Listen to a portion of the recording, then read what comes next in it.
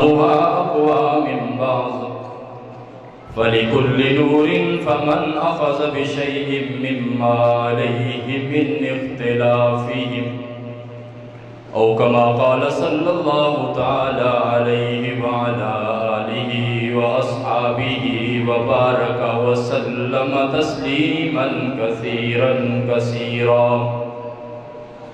صدق الله العلي العظيم وبلغنا رسوله النبي الكريم ونحن على ذلك لمن الشاهدين والشاكرين والحمد لله رب العالمين.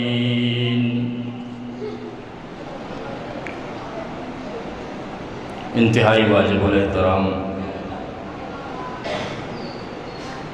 قابل صد احترام معزز حاضرین و سامعین، سعید آباد کے انتہائی غیرت مند باشعور سنی نوجوان دوستوں، بزرگوں، بھائیوں، بالخصوص اس ادارہ کے محترم عزت مآب جناب حضرت مولانا مفتی محمد عبداللہ اظہر صاحب دامت برکاتہم العالیہ، اور میرے انتہائی قابل قدر صحابہ غلام دوست جناب فاروق اسد صاحب دامت برکاتہم العالیہ، اور ان کے ساتھ جتنے منتظمین ہیں، متعلقین ہیں، اس مدرسے کے اساتذہ ہیں، یہاں معززین تشریف فرما ہیں، میں آپ تمام حضرات کا تہہ دل سے مشکور ہوں کہ آپ حضرات نے مجھے اس بابرکت رات میں اور اس بابرکت محفل میں اور اس بارونق تقریب میں اتنے حسین چہروں کی زیارت کرنے کا موقع عنایت فرمایا ہے.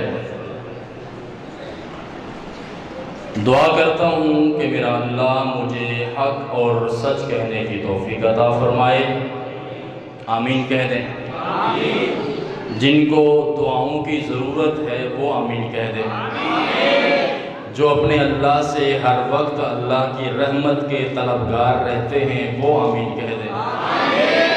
جو اس مسجد اور مدرسے کو تا دیر قائم و دائم شاد و آباد دیکھنا چاہتے ہیں وہ آمین کہہ دیں. جو اس مسجد کے ساتھ نہیں بلکہ ہر مسجد اور ہر مدرسے کے ساتھ محبت رکھتے ہیں وہ کہہ دیں آمین.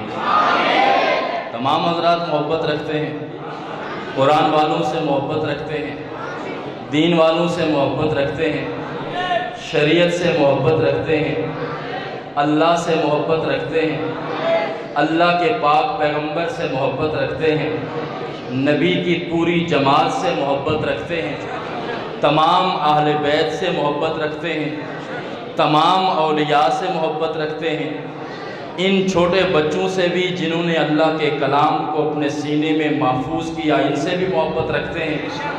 تو پھر جتنی محبت رکھتے ہیں اتنا زور لگا کے ایک بار سبحان اللہ کہہ دیں. ماشاءاللہ بہت محبت رکھتے ہیں جی. ابھی مجھے اندازہ ہوا، میں پیچھے بیٹھ کر سن رہا تھا اور میں حیران ہو رہا تھا کہ سعید آباد کے لوگ بڑے غیور ہیں اور دیندار بھی ہیں اور دین کو سمجھتے بھی ہیں، اللہ کے کلام کی اہمیت کو جانتے ہیں اور دین کی اہمیت کو جانتے ہیں، نبی اکرم صلی اللہ علیہ وسلم کے فرامین کی اہمیت کو سمجھتے ہیں. یہی تو وجہ ہے کہ رات کے اس پہر میں اللہ کا گھر آباد ہے، رات کے اس پہر میں اللہ کے گھر میں اللہ کا ذکر ہو رہا ہے، اور انشاءاللہ جب تک ہم اللہ سے محبت کرتے رہیں گے اور ہم اسی محبت میں اللہ کا گھر آباد کرتے رہیں گے، اللہ ہمارے گھروں کو آباد کرتا رہے گا. تو جتنی محبت سے آپ بیداری کا ثبوت دیں گے، میرا اللہ مجھے اسی محبت سے بولنے کی قوت عطا کرے گا. میں کوئی خطیب نہیں ہوں، میں نہ واعظ ہوں، نہ کوئی بہت بڑا عالم دین ہوں، میں صرف اور صرف اللہ کی توفیق سے اور آپ دوستوں کی محبت کو دیکھ کر بولتا ہوں، جب مسکراتے ہوئے چہروں کے ساتھ آپ بیٹھتے ہو اور مسکراتے ہوئے چہروں کے ساتھ اللہ کی توحید کے مستانہ وار آپ نعرے سنتے ہو اور پاک پیغمبر کی عظمت کو سنتے ہو اور جماعت صحابہ کرام کے ایمان کو، ایقان کو، عظمت کو، شرافت کو، تقدس کو، عظیمت کو، ایمان کو، نظریے کو، فکر کو، سوچ کو، نبی سے محبت کو، ان کی محنت کو، ان کے جہاد کو، ان کی نماز کو، ان کے روزے کو، ان کی تلاوت کو جتنی محبت سے آپ سنتے ہو اتنا میرا اللہ مجھے توفیق دیتا ہے، میرا سینہ کھلتا ہے، میری زبان میں قوت گویائی آتی ہے، اللہ مجھے علم کی دولت سے مالا مال کرتا ہے، اور پھر میں رب کی توفیق سے عطا کردہ ہوا اللہ کی نعمتوں میں سے چند ایک علمی موتی آپ کی جھولی میں ڈالوں گا۔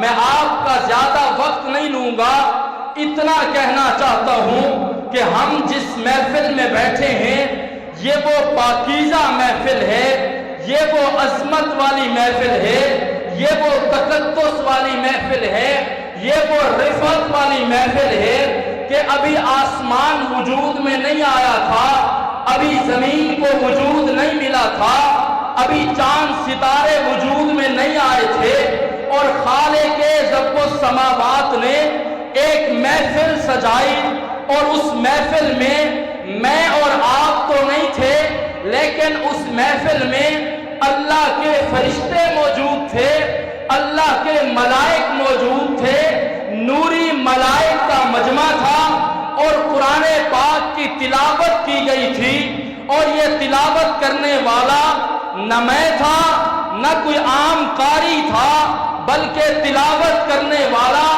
خود اللہ تھا، اور تلاوت سننے والے اللہ کی جماعت ملائکہ کی تھی۔ رب نے سورہ یاسین کو پڑھا، رب نے اپنے انداز میں کما یلی کو بھی شان ہی سورہ رحمان کی تلاوت فرمائی، اور ایسا خوبصورت منظر بنا۔ آج کا چھوٹا بچہ قرآن کو پڑھے تو آپ کی توجہ ادھر ادھر نہیں جاتی، لیکن توجہ کر، ذرا چشم تصور سے محسوس کر، جب اللہ نے تلاوت کی ہوگی، اور تلاوت بھی کس بات کی؟ فرمایا تلاوت بھی قرآن پاک کا دل ہے، جسے سورہ یاسین کہا جاتا ہے۔ سورہ یاسین کی تلاوت اللہ نے فرمائی، ملائکہ نے سنی اور سبحان اللہ کہہ دیا، اور سبحان اللہ کہنے کے بعد رب العلا سے پوچھا کہ ربا یہ کلام کس پر نازل ہوگا؟ رب نے کہا اللہ کا آخری پیغمبر آئے گا، آخری رسول آئے گا، امام الہدا آئے گا، امام الانبیاء آئے گا، سیدہ فاطمہ کا ابا آئے گا، جناب حسنین کا نانا دنیا میں آئے گا، ابو بکر و عمر عثمان و حیدر کا پیغمبر دنیا میں آئے گا، جبرائیل کو اتاروں گا، یہ قرآن اس پر نازل کروں گا۔ اب توجہ کرنا، اگلے جملے آپ کی دل و دماغ پر میں لکھنا چاہتا ہوں کہ فرشتوں نے کہا توبہ کہ خوشخبری ہے ان لوگوں کے لیے کہ جس امت پر یہ قرآن نازل ہوگا، اور خوشخبری ہے ان زبانوں کے لیے جو اس کلام کی تلاوت کریں گے، خوشخبری ہے ان کانوں کے لیے جو اس قرآن کو سماعت کریں گے، خوشخبری ہے ان سینوں کے لیے جن میں اس کلام کو محفوظ کیا جائے گا۔ یہ بچے خوش نصیب ہیں جو قرآن کی تلاوت کرتے ہیں، آپ خوش نصیب ہیں کہ پورا رمضان قرآن کی تلاوت کو سماعت کرتے ہیں۔ یہ وہ پاکیزہ کلام ہے جس کی تلاوت اللہ نے فرمائی ہے، اور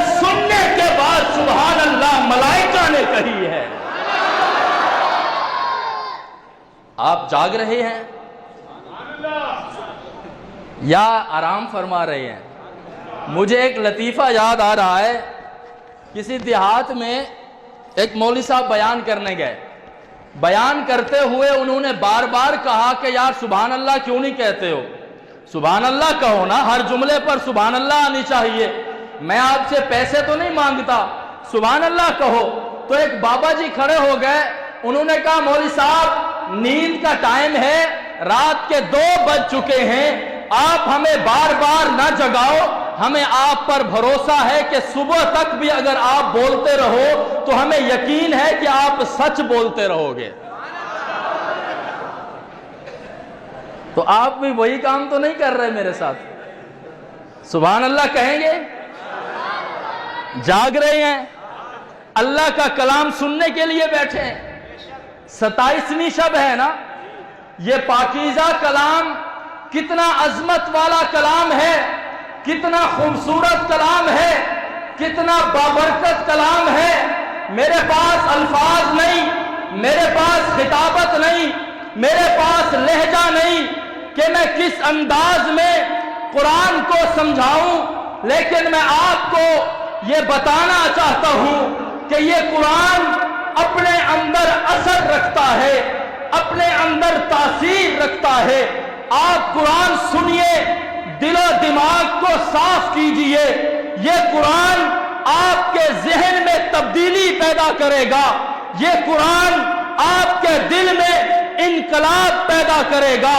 میں آپ کو 1400 سال پہلے ایک معاشرہ دکھانا چاہتا ہوں، جو معاشرہ بڑا باغی معاشرہ تھا، جو معاشرہ بڑا سرکش معاشرہ تھا، جو کسی کی مانتا نہیں تھا، جو کسی کے آگے جھکتا نہیں تھا، وہ تو رب کے آگے جھکنا بھی اپنی توہین سمجھتا تھا۔ لیکن جب یہ قرآن اترا، جب یہ قرآن زمین پر آیا، اس قرآن نے اپنے رنگ دکھائے، پھر وہ معاشرہ بدلا، پھر وہ معاشرہ تبدیل ہوا، اور ایسا تبدیل ہوا کہ اگر کبھی بشری تقاضے کی وجہ سے ان سے گناہ ہو جاتا تھا، جب تک وہ پاک پیغمبر کے پاس آ کر اپنے گناہ کی معافی مانگتے نہیں تھے، وہ بستر پر سونے نہیں جاتے تھے، اسے جماعت صحابہ کہا جاتا ہے۔ اور صحابہ یوں نہیں بنے، صحابہ اپنی مرضی سے نہیں بنے، صحابہ کے اندر تبدیلی اسی قرآن سے آئی ہے۔ صحابہ نے قرآن کو سنا، سنا بھی کس سے؟ امام الانبیاء سے، سنا بھی کس سے؟ فاطمہ کے ابا جان سے، سنا بھی کس سے؟ حسنین کے نانا سے، سنا بھی کس سے؟ ابو بکر و عمر، عثمان و حیدر کے پاک پیغمبر کی زبان سے جب قرآن سنا، الحمدللہ رب العالمین کہا، الرحمن الرحیم کہا، مالک یوم الدین کہا، ابو بکر آگے بڑھا، عمر آگے بڑھا، عثمان آگے بڑھا، علی آگے بڑھا، طلحہ و زبیر آگے بڑھے۔ کیا کرنے جاتے ہو؟ جواب آتا ہے، یہ پاکیزہ کلام زمین پر آیا ہے، اسے سننا چاہتے ہیں، کیوں سننا چاہتے ہو؟ جواب آتا ہے، معاشرے سے تھک چکے ہیں، معاشرے سے پریشان ہو چکے ہیں، معاشرے نے ہمیں تباہ و برباد کر دیا ہے، معاشرے نے ہمیں کہیں کا نہیں چھوڑا ہے، اب ایک ہی امید باقی ہے، اور وہ امید یا تو پاک پیغمبر کی ذات ہے یا پھر قرآن مقدس کی پاکیزہ بات ہے۔ پاک پیغمبر کے قدموں میں بیٹھ کر کلمہ پڑھیں گے، رب کا کلام سنیں گے۔ میں نے کہا پھر کیا ہوگا؟ جواب آیا، ہم زمین پر چلیں گے، رب ہمارے قدموں کی آہٹ رب جنت میں سنوا دیا کرے گا۔ بات سمجھ آ رہی ہے؟ یہ قرآن اپنے اندر اثر رکھتا ہے، یہ قرآن اپنے اندر تبدیلی کی تاثیر رکھتا ہے، یہ قرآن اپنے اندر انقلاب برپا کرنے کا وہ قوت اور سرچشمہ رکھتا ہے۔ جو اس قرآن کے قریب آتا ہے یہ ممکن نہیں ہے کہ اس میں تبدیلی نہ آئے۔ جو اس قرآن کو سنتا ہے یہ ممکن نہیں ہے کہ اس کے اندر تبدیلی نہ ہو۔ جو قرآن کو پڑھے، جو قرآن کو سنے، جو قرآن کو سمجھے، جو قرآن کے مفہوم کو دل و دماغ میں جگہ دے، یہ ممکن نہیں ہے کہ اس کی انفرادی زندگی میں تبدیلی نہ آئے، اس کی اجتماعی زندگی میں تبدیلی نہ آئے، اس کی بازار کی زندگی میں تبدیلی نہ آئے، اس کے گھر کا ماحول تبدیل نہ ہو، اس کے مسجد کا ماحول تبدیل نہ ہو، اس کے بازار کا ماحول تبدیل نہ ہو، اس کا ازدواجی معاملات تبدیل نہ ہوں۔ آپ قرآن اٹھائیے، قرآن اثر پیدا کرتا ہے۔ قرآن بیٹی پڑھتی ہے، اسے پتا ہے میں نے بیٹی کیسے بننا ہے۔ ماں سنتی ہے، اسے پتا ہے قرآن مجھے بتاتا ہے کہ میں نے ماں کیسے بننا ہے۔ باپ سنتا ہے، اسے پتا ہے قرآن بتاتا ہے کہ میں نے باپ کیسے بننا ہے۔ صدر سنتا ہے، اسے پتا ہے قرآن بتاتا ہے میں نے صدارت کیسے کرنی ہے۔ وزیر اعظم سنتا ہے، اسے پتا ہے قرآن بتاتا ہے وزارت کیسے کرنی ہے۔ یقین نہیں آتا 1400 سال پہلے عمر بن خطاب کو دیکھ لے، جانور چرانے کا سلیقہ نہیں آتا تھا، قرآن کو پڑھا، رب نے 22 لاکھ مربع میل کا حکمران بنا کر دنیا کو دکھایا کہ تو قرآن کے قریب آ جا، سارے زمانے کا سردار بنا دوں گا تجھے۔ قرآن کے قریب آؤ تو صحیح نا، قرآن کے قریب آؤ تو صحیح، قرآن سے محبت کرو تو صحیح، قرآن سے پوچھو تو صحیح کہ تو آیا کیا کرنے تھا، تیرے آنے کا مقصد کیا ہے، تجھے بھیجا کس نے ہے، تیری تشریف آوری ہوئی کیوں ہے؟ کیا صرف مردے پر پڑھنے کے لیے؟ کیا صرف میت پر پڑھنے کے لیے؟ کیا صرف قسم اٹھانے کے لیے؟ قرآن کے آنے کا مقصد کیا صرف اپنی بےایمانیاں چھپانے کے لیے؟ کیا قرآن صرف اسی لیے آیا کہ جب جھوٹ بولنا ہو تو کہہ دینا خدا قرآن کی قسم میں جھوٹ نہیں بول رہا؟ کیا قرآن کا یہی مقصد ہے؟ کیا قرآن کے آنے کا واحد مقصد یہی رہ گیا ہے کہ ہم اپنے کرتوت چھپائیں، بددیانتی کر کے قرآن سر پہ رکھ لیں، وزارت میں گھپلے کر کے قرآن سر پہ رکھ لیں، معاشرے میں بددیانتیاں کر کے قرآن کے اوپر حلف اٹھا لیں، یا پنچایت میں قرآن کو لا کر اس کے سامنے دونوں پارٹیاں جھوٹ بولیں؟ ایسا نہیں ہوتا۔ ہر پارٹی کہتی ہے نا کہ میں سچی ہوں، ہر فریق کہہ رہا ہوتا ہے کہ میں سچ بول رہا ہوں، جبکہ دونوں میں سے ایک تو جھوٹا ہے نا۔ قرآن اٹھاتے ہوئے دونوں فریق کہتے ہیں کہ ہم سچ بول رہے ہیں، جبکہ ان میں سے ایک تو جھوٹا لازمی ہے۔ تو کیا قرآن صرف اسی لیے آیا تھا کہ قرآن کو درمیان میں رکھ کے دونوں فریق کہیں گے کہ میں سچ بولتا ہوں، وہ کہے گا میں سچ بولتا ہوں؟ میرے بزرگوں، قرآن کے آنے کا مقصد کچھ اور تھا، قرآن کسی اور مقصد کے لیے آیا تھا۔ قرآن تیری زندگی بدلنے آیا تھا، قرآن میری زندگی بدلنے آیا تھا، قرآن معاشرے کو بدلنے آیا تھا، قرآن تجارت کو بدلنے آیا تھا۔ صحابہ اپنے معاشرے سے پریشان ہو چکے تھے، جہاں بیٹیوں کو دفن کر دیا جاتا تھا، جہاں بہنوں کو حقوق نہیں ملتے تھے، جہاں بیویوں کو پر ظلم کیا جاتا تھا، جہاں رب کی عبادت کی بجائے 360 بتوں کے آگے سجدہ ریز ہوا جاتے تھے، اور جہاں شراب کو پانی کی طرح استعمال کرتے تھے، اس ماحول میں قرآن آیا۔ اور جب قرآن آیا، عرب کا مشرک، عرب کا کافر سمجھتا تھا اس قرآن میں وہ طاقت ہے، اس قرآن میں وہ جرأت ہے، اس قرآن میں وہ تاثیر ہے کہ جب یہ کسی کے کانوں میں جاتا ہے اسے بدل دیتا ہے، جب کسی کے دل میں جاتا ہے اسے بدل دیتا ہے۔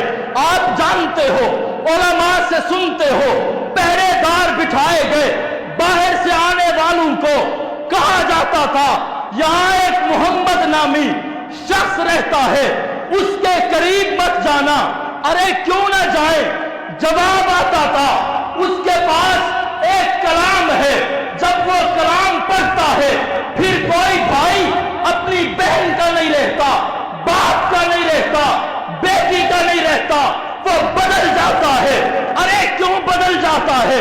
जवाब काफिर देता है कि उस कुरान में ऐसी तासीर है, जब मुहम्मद की जुबान से कुरान सुना जाए काफिर मुसलमान हो जाता है, बददियानती छोड़ देता है, शिर्क को छोड़ देता है, तौहीद का मतवाला बन जाता है और वो जमीन और आसमान का सरदार बना दिया जाता है। काफिरों ने कहा वकाल लजीन कफरू ला तस्मऊ लिहाज़ल कुरान वलगौ फीह लअल्लकुम तगलिबून। अरे काफिरों क्यों करते हो ऐसा? कोई बंदा पूछे ना, काफिरों क्यों करते हो ऐसा? बाहर से आने वाले काफिलों को क्यों कहते हो कि कानों में रोई डाल लो, कानों में कपास डाल लो, कानों में उंगलियां डाल लो? अबू ज़र गफारी आए थे ना, रास्ते में बैठने वाले उचक्कू ने कहा था मक्का में आ तो गए हो, ख्याल करना यहां मोहम्मद नामी शख्स रहता है। क्या कहता है? कहने लगे उसका कलाम ना सुनना। वो बड़े ज़हीन थे, बड़े फतीन थे, बड़े शायर थे, कादिरुल कलाम थे। अरे क्यों ना सुनूं?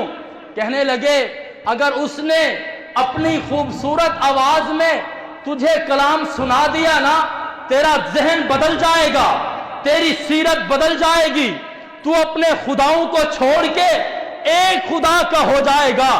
पता चलता है काफिर को पता था जो एक मर्तबा मोहम्मद की महफिल में आता है फिर वो उसी का होके रह जाता है, जो एक मर्तबा नबी के पास आता है फिर वो दुनिया छोड़ देता है, नहीं छोड़ता तो नबी का साथ नहीं छोड़ता। सारे काफिरों ने मिलके कहा ख्याल करना नबी के करीब ना जाना। नबी के करीब गए तो जहन बदल जाएगा, अकीदा बदल जाएगा, नजरिया बदल जाएगा, जहन बदल जाएगा, जमीर बदल जाएगा। 360 बुतों को छोड़ दोगे, एक खुदा के हो जाओगे। मैंने कहा कहते तो सही हो, जिन्होंने सुना, जिन्होंने वही को उतरता देखा, जिन्होंने वज़्ज़ुहा वाले चेहरे के उस पैगंबर को देखा, जिसने वल्लैल की जुल्फों वाले रानाइयों वाले पैगंबर को कुरान पढ़ते हुए सुना, वो अबू बकर सिद्दीक बना, वो उमर बिन खत्ताब बना, वो उस्मान ज़ुन्नुरैन बना, वो अली जुल मुर्तज़ा बना, वो बिलाल बना, वो सहाबा बने जिनकी कसमें कुरान उठाता है, जिनके मुताल्लिक कुरान कहता है ये कामयाब हो चुके, इनके दिलों का इम्तिहान रब ले चुका है, इनकी इनफरादी जिंदगी बदल चुकी है, इनकी इज्तिमाई जिंदगी बदल चुकी है, इनके घर का माहौल बदल चुका है, इनकी तिजारत बदल चुकी है, इनकी सीरत बदल चुकी है, इनका किरदार बदल चुका है, इनका मुआशरा बदल चुका है। पूछने वाला पूछता है क्या बदला है? कहने वाला कहता है पहले ये कुछ और थे, अब ये सहाबा बन चुके हैं। पहले ये कुछ और थे, अब ये सहाबा बन चुके हैं। मैंने कहा सहाबा बने हैं तो क्या हुआ? जवाब आता है अब ये सहाबा बने हैं। जिसको सहाबी कहा जाता है, जो नबी के हाथ पे कलमा पड़ता है, उसकी निस्बत बदल जाती है, उसकी शान बदल जाती है, उसका मकाम बदल जाता है, उसकी हैसियत बदल जाती है। अरे कैसे बदलती है? जवाब आता है जो एक मर्तबा कलमा पढ़ के मुहम्मद रसूलुल्लाह का सहाबी बनता है, सहाबी बनने के बाद अगरचे एक मर्तबा भी रोजा न रखे, नमाज न पढ़े, तिलावत न करे, जिहाद में न जाए, लेकिन सहाबी बन जाए, सुबह 10 बजे वो कलमा पढ़े, जोहर की नमाज से पहले दुनिया से रुखसत हो जाए, वो सीधा जन्नत में चला जाता है। उस वक्त से लेकर कयामत तक के तमाम लोग मिलकर एक مقابلہ نہیں کر سکتے، اس لیے کہ اس کی زندگی کو قرآن نے بدل دیا ہے۔ آپ بھی اپنی زندگی بدلنا چاہتے ہیں؟ ہمیں بدلنا چاہیے نہیں بدلنا چاہیے؟ ہمیں بھی بدلنا چاہیے نہیں بدلنا چاہیے؟ صحابہ بدلے ہیں؟ صحابہ کی زندگیوں میں انقلاب آیا کہ نہیں آیا؟ صحابہ کی زندگیوں میں تبدیلی آئی کہ نہیں آئی؟ صحابہ نے دین کو اوپر استقامت دکھائی نہیں دکھائی؟ صحابہ کامیاب ہوئے یا نہیں ہوئے؟ میں آپ سے پوچھتا ہوں کامیابی کے پیچھے وجہ کیا ہے؟ جواب ایک ہی ہے کہ محمد رسول اللہ کی سنت ہے یا اللہ کا یہ پاک کلام ہے۔ یہ پاک کلام صحابہ کو بدل کے جنت کا وارث بنا سکتا ہے، تو رب محمد کی قسم اس قرآن میں وہ تاثیر آج بھی باقی ہے۔ اگر تو اور میں اس قرآن کو سینے سے لگا لیں، رب محمد کی قسم تیری اور میری زندگی بھی رب آج بھی بدل سکتا ہے۔ ہو سکتا ہے نہیں ہو سکتا؟ ہو سکتا ہے نہیں ہو سکتا؟ پھر ہوتا کیوں نہیں ہے؟ ہو سکتا ہے تو پھر ہوتا کیوں نہیں ہے؟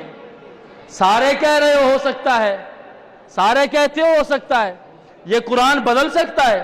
ایک بندہ وہ ہے جسے پتہ ہی نہیں ہے کہ یار میں ٹھیک کیسے ہوں گا۔ دمے کی بیماری لگی ہو نا، صفرا کی بیماری لگی ہو، کینسر لگا ہو، بیماریوں نے گھیر لیا ہو، اسے پتہ نہ ہو کہ اس کا علاج کیا ہے، اسے تو پریشان ہونا چاہیے۔ لیکن جسے پتہ ہو کہ اس کا علاج یہ ہے اور وہ جانتا بھی ہے کہ علاج یہ ہے، اس کے باوجود بھی وہ علاج نہیں کرواتا، تو کیا اس میں دوا کا قصور ہے یا اس کا اپنا قصور ہے؟ ہم بھی جانتے ہیں کہ ہمارا علاج اللہ کے پاک کلام میں ہے، ہمارے معاشرے کا علاج ہمارے اللہ کے پاک کلام میں ہے۔ ہم اپنے بچوں کو قرآن کا قاری بنائیں، قرآن کا حافظ بنائیں، اپنے آپ کو قرآن کا عالم بنائیں، اپنے آپ کو قرآن کے قریب لے کر آئیں، اپنے آپ کو قرآن کی محفل میں لے کر آئیں، قرآن والوں سے محبت کریں۔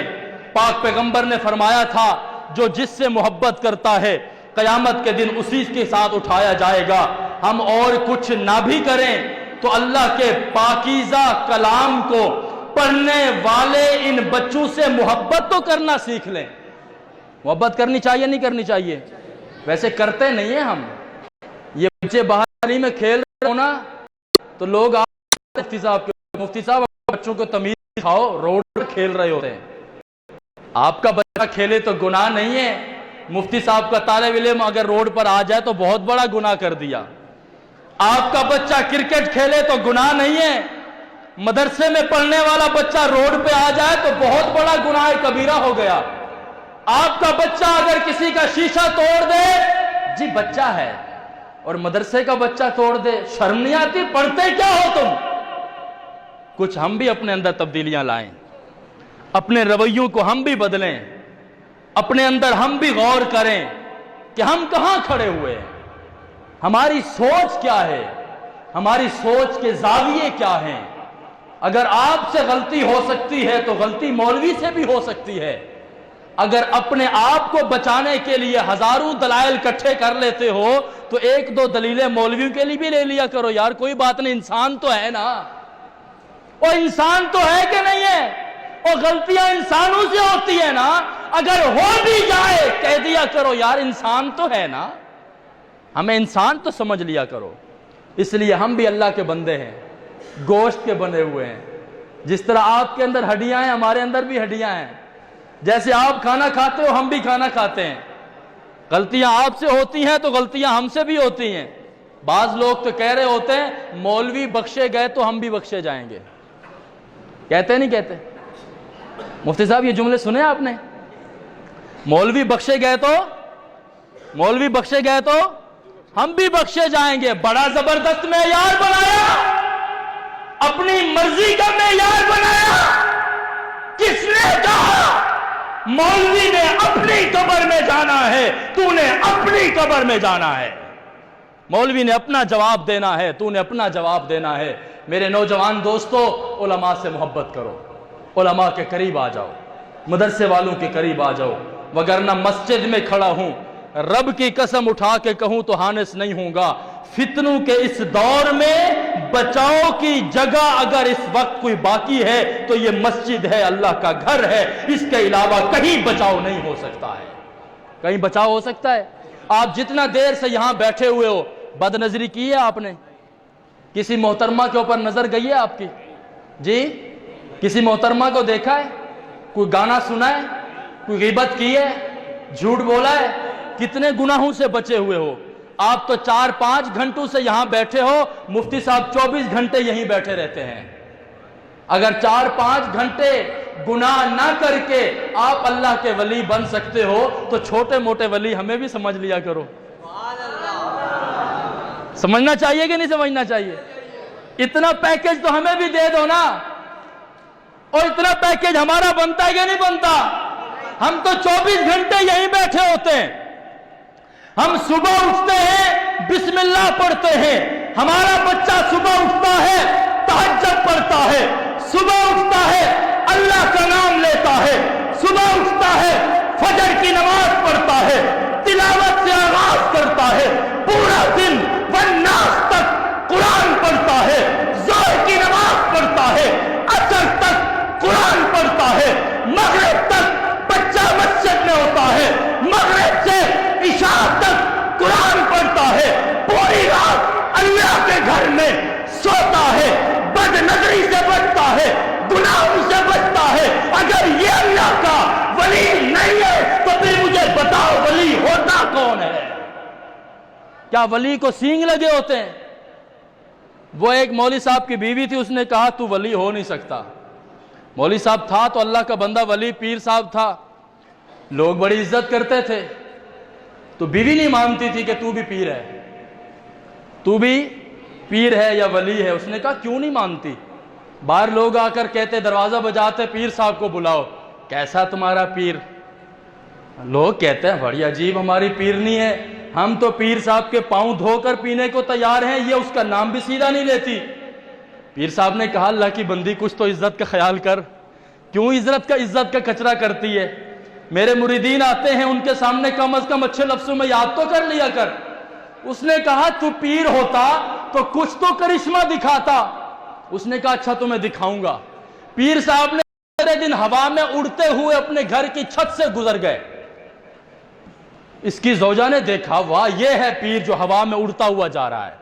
شام کو پیر صاحب آئے, انہوں نے کہا آج تو نے پھر, شام کو بیوی نے کہا تم کیا پیر بنے ہو؟ پیر تو آج میں نے دیکھا ہے. اچھا کیسا پیر؟ اس نے کہا پیر میں نے دیکھا ہے, ہمارے گھر کے اوپر سے اڑتا ہوا جا رہا تھا. اس نے کہا پیر اللہ کی بندی تو نے غور نہیں کیا, وہ فضا میں زیادہ اونچا تھا, وہ کوئی اور نہیں بلکہ میں تھا جو ہوا میں اڑتا ہوا جا رہا تھا. بیوی نے کہا ہاں مجھے بھی لگتا اسی لیے وہ ٹیڑھا اڑتا ہوا جا رہا تھا. ہم وہ نہ بنے, مولوی کو مولوی سمجھیں, انسان سمجھیں, فرشتہ نہ سمجھیں. ہم بھی اللہ کے کلام سے جڑ جائیں, اللہ کے پاکیزہ کلام سے جڑ جائیں. آج 27ویں شب ہے, میری دعا ہے اللہ تعالی حضرت مفتی صاحب کے علم و عمر میں برکتیں عطا فرمائے. اللہ ان کی تمام خدمات جلیلہ کو قبول فرمائے. اللہ اس مسجد کو, اس مدرسے کو تادیر شاد و آباد فرمائے. اللہ اس کے فیض کو صرف اس علاقے کے لیے نہیں بلکہ پورے عالم میں اس کے فیض کو عام فرمائے. اللہ تعالیٰ ان کے خزانہ غیب سے اس مسجد اور مدرسے کے تمام تقاضوں کو پورا فرمائے. میں نے جو کچھ کہا اللہ تعالیٰ سے دعا ہے اللہ تعالیٰ میرا کہا سنا اپنی بارگاہ عالیہ میں قبول فرمائے. وآخر دعوانا الحمدللہ رب العالمین.